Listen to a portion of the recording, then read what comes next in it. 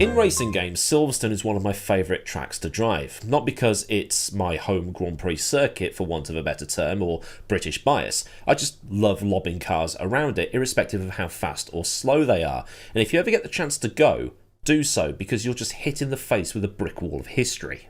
From its days as a World War II airfield housing Wellington bombers, to the venue of the first ever Formula One World Championship event in 1950, to the golden and killer years of the 60s where the grid was absolutely stacked with legendary names like Clark, Hill, Stewart, Surtees, Rindt, McLaren, Brabham, Hulme, Ickx, Gurney, all the way through to the days of Lauda and Hunt, and then onwards to Piquet, Mansell, Prost, Senna, and then the years where people would turn up to see Damon Hill and now Lewis Hamilton.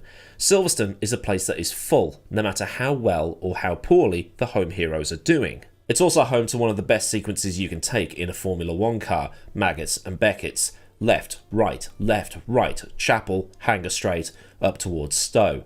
I'd love to be able to experience that for real. But over the years, Silverstone has been in the news for, well, reasons. Money reasons, usually.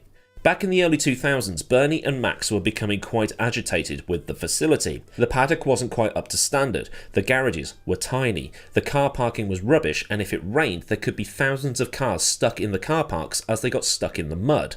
On top of this, getting into the circuit was a mission as well, with queues on the nearby A43 stretching for miles as cars from all over the country descended on what is well and truly the home of British motorsport. Things were pushed up a notch when, in 2003, a priest managed to get onto the track at the start of the Hanger Straight, running directly into the path of oncoming traffic fast approaching 170 miles an hour, and in turn exposed a glaring hole in the circuit security, and that pissed Max and Bernie off even more. Then around the latter part of the 2000s, Eccleston announced that from 2010 onwards the British Grand Prix would be moved to Donington Park, which would see a massive improvement project undertaken to bring the track up to modern standards. I did a video on this at some point last year or in 2022, but long story short, Donington ran out of money and Silverstone got the race back, along with the upgrades that made it what it is now. But now Silverstone is back in the news, not because the circuit doesn't have any money, but the public doesn't have any money. Let's face it, the last 2 or 3 years have been rough. The rebound from the pandemic, inflation, the cost of living crisis as it's been called over here, but it's not just here, and it's not just in the US and not just anywhere else that prices of food, other goods and things like the cost of petrol have gone up. It's just been a rough time and wages are having a time catching up, so a lot of people don't have the disposable income that they once had. But one thing that has always been constant is that Silverstone's ticket prices have been on the high side. A ticket to the 1993 British Grand Prix was £52. Adjusted for inflation to 2014, that price is just under £90. Adjusted for now, it's £108. A day admission ticket to the British Grand Prix this year, just for race day, remember £108 converted from 1993 up to now, is £309. If you were to go on the Saturday for qualifying and the Sunday for the race, get a 2-day ticket, £509. Put into context, all 3 days for the Hungarian Grand Prix is £213. All 3 days. Friday, Saturday, Sunday. In fact, and it's going to sound crazy that I'm saying this, it's actually cheaper for me to get the train into London than get the Eurostar to Brussels, get public transport to Malmedy, and then have 3 days camping at Spa than it is to go to a Grand Prix that's, an hour away from where I'm sitting right now? It's actually so easy for me to get to Silverstone from here in South Staffordshire. Well, I'm in the West Midlands, but I'm pretty much within South Staffordshire. The A5, which will take me directly to the circuit, okay, maybe 2 or 3 miles on the A43, 3/4 of a mile that way, if that. Thanks, clouds. So how is it more expensive to go to your home Grand Prix than it is to go to one on the other side of the English Channel? How is it that, according to one source, ticket prices to the British Grand Prix have increased 238% just within the last 5 years? And at 2 races in those 5 years, people couldn't even attend. Okay, that might have had something to do with it, but last year a 3-day ticket was £349, and then it shot up by £150 the following year. I should actually say here at this point that the ticket prices quoted are the from costs. Due to things like dynamic pricing, costs are now expected to be in the £600 range. General admission on Sunday is nudging £400 or above. Also, while I'm here, inflation in the UK has been hovering around 11% for the last couple of years. It's only just dropped back down to 2%, which is the Bank of England's target, in the last couple of days or so. but the ticket prices at Silverstone have been way beyond the inflation rates. One of the reasons is because of the upgrades that have been done around the circuit in recent years. New grandstands have been built at various points around the track, and there is now a Hilton hotel built next to the circuit, with some of the rooms having balconies from which you can watch any track running. I was there a couple of years ago. I had to walk through the hotel to get onto what they call the wing, which is on the other side of the track, going over that footbridge. It's all very lovely and posh on the inside, but it's fucking expensive. All of the improvements have cost the British Racing Drivers Club a lot of money that needs clawing back. It might, but at the same time might not surprise you to find out that the circuit has not made a profit on the British Grand Prix since the early 80s. They just about break even every year. The BRDC also foots the hosting bill itself, with no intervention from central government in Westminster. While Vegas was helped out by Formula One itself and other venues receive local or central government subsidies, the British Grand Prix does not. But Autosport in the last couple of days has reported on something that has done the unthinkable, in that it's made Formula One fans from all fan bases agree on something. Autosport posted a quote from the circuit saying that sales for this year's British Grand Prix are down this year due to Red Bull's dominance. Silverstone didn't say that it was the full reason, but they said it was a big part, and this got a lot of retweets and other shares with attached comments, mostly laughing emojis, because everybody knew the same thing. It's the ticket prices within this current economic climate. While it's true that we'd love to see a homegrown hero do well, and that's the case for every country that hosts a Grand Prix that has a driver of that same nationality on the track, everyone can agree that the eruption of noise from that "through goes Hamilton" moment was huge.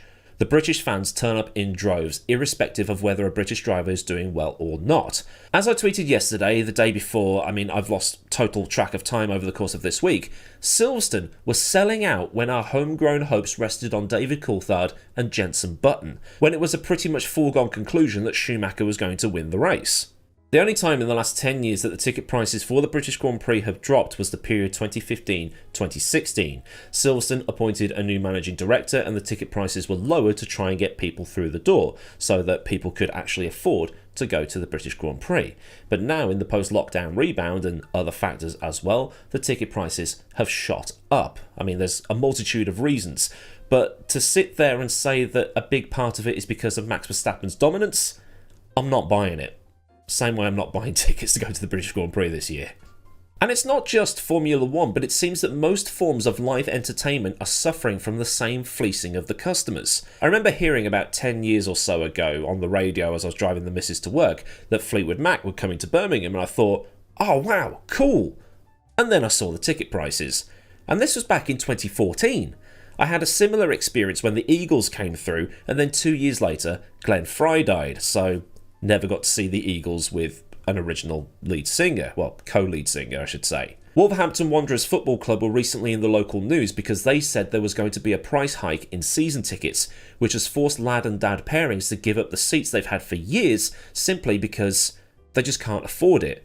Now, for reference, Wolverhampton is quite a deprived area of the country. The West Midlands in general is quite a deprived area of the country. A lot of places in the UK are suffering because of the austerity stuff that you might have heard of. The last gig I went to in 2019 was when I took Mrs. Millward to watch Shawn Mendes for her birthday, and it was an annoyingly good show. That was £60 at the time, and we were in the nosebleed seats. And I don't want to know how much people have been paying for this Taylor Swift Eras Tour stuff. Now, for something like, I'm just pulling this out of my arse as an example, these Taylor Swift shows, whether you love her or hate her, and her fans really love her it seems, it's simple supply and demand. If you have a lot of people all trying to buy the same thing that you have a limited supply of, the prices are going to be higher. If you're struggling to sell, you drop the prices to get rid of it. Even Liz Truss can figure out that piece of economics. But for Silverstone, the demand is there for tickets, but they're just far too high for what people are willing to pay. It's almost like there's a limit. If you've got a lot of demand and people are going, no, I'm not paying that, then you've really gone the wrong way about things. And while you can understand it because of the reasons already explained, the economic rebound, the inflation, the improvements to the circuit, and the lack of government investment, people are still being price gouged. The British Grand Prix is one of our great sporting institutions, so seeing empty seats around the circuit will be a sad sight. I know some people don't like the current layout or they think it's mid because it's flat or whatever, but that aside, when you walk through the hotel and come out onto that footbridge over the Hamilton Straight, everybody that was also walking over to the wing stopped to take it all in. On your right, you had Club Corner, on the other side, Abbey, and underneath you is the starting grid. You stand there and you take it all in because of the history that the place has. 400 yards up there to the left was where Zhou was upside down. Then you go out on track and you're going through Stowe Corner and you think, that's where Schumacher crashed. And it would be the same if you went to Monza, Indianapolis, Le Mans, Spa, Daytona, even the Nürburgring. And I have the same opinions on that place as James May does. What it all becomes is more of a pilgrimage than a day out. And someone did make a good comment on the Autosport article. It was from Mr. Smiler 121, the 121st of the Noble Smiler clan, who said, "It's crazy when you consider how many F1 teams and other motorsport companies are based around Silverstone. We hear regular comments about the historic value, yet the circuit hosting fees are set to bleed the venue dry.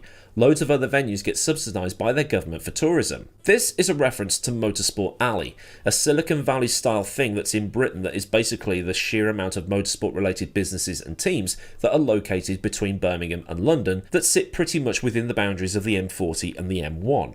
Within this alley are 6 of the 10 Formula 1 teams, with McLaren outside in Woking, but then you've got ProDrive, whose factory can be seen from the M40. You've got Dunlop Aircraft Tyres and Jaguar in Birmingham, Rimstock in Wednesbury, Goodyear in Wolverhampton until recently, and so much more. You've got almost 4,500 companies in that corridor employing about 40,000 people, which in turn turns over £9 billion a year. Most of all of the stuff that's built in that corridor is exported. Motorsport Valley companies do receive grants from the government to help with the R&D stuff, of which 30% of the turnover of these companies is put back into research and development, as opposed to pharmaceutical companies which only put 15% in. The government is also giving STEM-related grants to these companies as well. So it seems odd then that at the event where the top 1%, or maybe even less than that, showcase what they can do, well, it doesn't get any money towards it at all. This is supposed to be the best of British engineering on show. Give them a leg up a little bit. And with an election looming happening for us on the 4th of July, it might be worth sending a petition to the new government, if there is one, to see if it's something they can do. Remember that episode of Top Gear where they said, we're told we don't make anything anymore, and it turns out that we make a lot? It's a similar deal. If the British Grand Prix can finally get some sort of government subsidy to help cover the costs, then maybe the ticket prices can be brought down a bit, and then maybe we'll start to see something a bit more positive. But then again, I'm not an economics. But it's just mad, isn't it, that it's cheaper to go to Belgium or Hungary than it is to go an hour down the road. But are you going to the British Grand Prix this year, or is it going to be the first year where you've gone, no, I'm staying at home? Are you going to an alternative series instead? I mean, there's Brisker at Hensford in August, I think it is July, something like that. But either way, that looks fun. There's the BTCC at Donington Park in the summer. There's British GT. There's GT2s at Silverstone at the end of July, which I'm hoping to get to. There's a lot on. There's an awful lot on around the country. But yeah, the list goes on. Are you going? Are you staying? Are you finding something as an alternative? Let me know down in the comments and get a discussion going. So then, some thoughts towards the current, well, I mean, I say current, this has been something that comes up every year, but it's reached a point where it's just too much now. But either way, it's some opinions on the Silverstone ticket prices and how it's that which has caused low sales and not the fact that someone not British is winning all the time.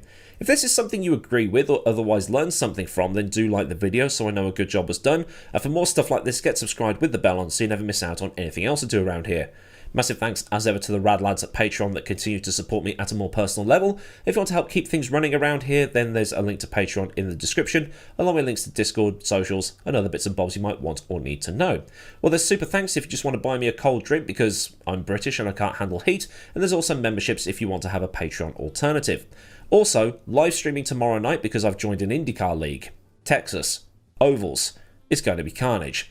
So until next time, I've been Millward. Have a great day wherever you are, and goodbye.